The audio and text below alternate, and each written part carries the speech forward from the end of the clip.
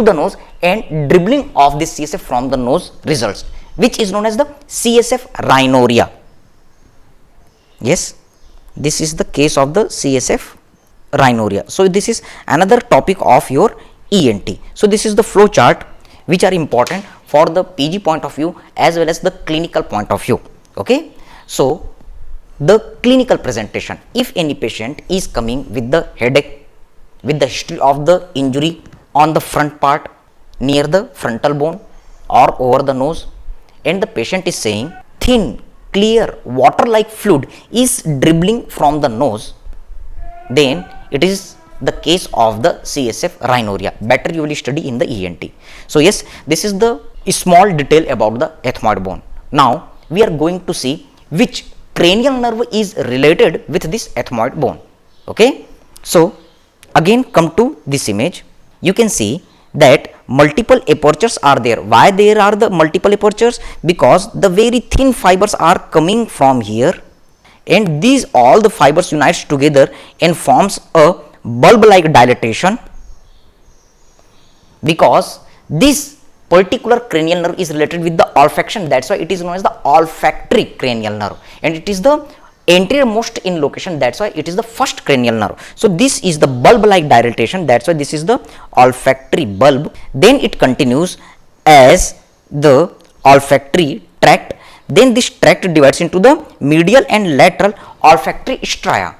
Few books also mentions the intermediate stria. We will see later in the olfactory nerve detail, but yes, the lateral olfactory stria ends within the temporal lobe. That particular part is known as uncus, which is the olfactory area, area number 28.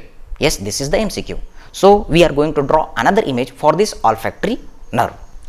Suppose this is the face part.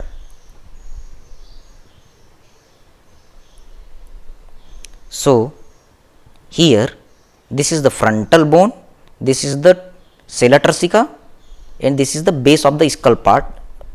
Here is the location of pituitary gland, and this is the slope of the base of the skull.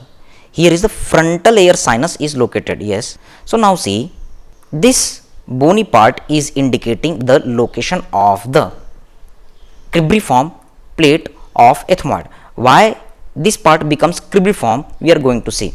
Yes, this is the nose part. As we know, in the nose at the upper part there is the location of the nasal epithelium, which is rich in the bipolar neuron, bipolar receptors. So these are coming from the upper part of the nose. There are multiple roots which unites together and then pierces this cribriform plate of ethmoid and then reaches to the cranial cavity, and then this all the fibers are uniting together and making the bulb like dilatation.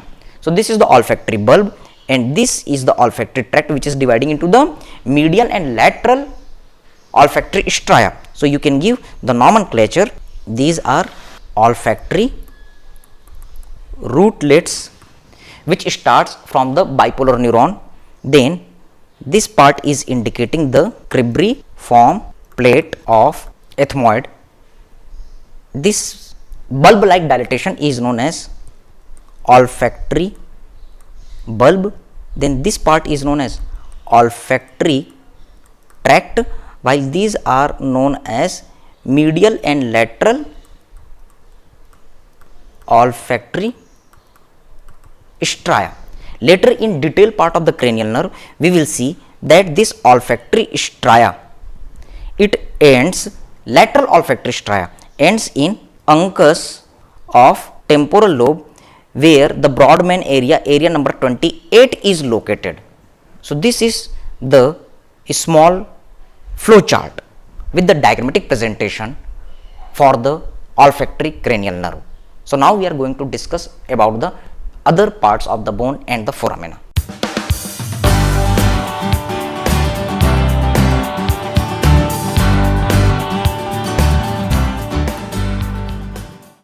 Now we are going to see about the sphenoid bone. Sphenoid bone appears just like the bird. As you know, the bird is having the wings and the central part body. But this sphenoid bird is having the two wings.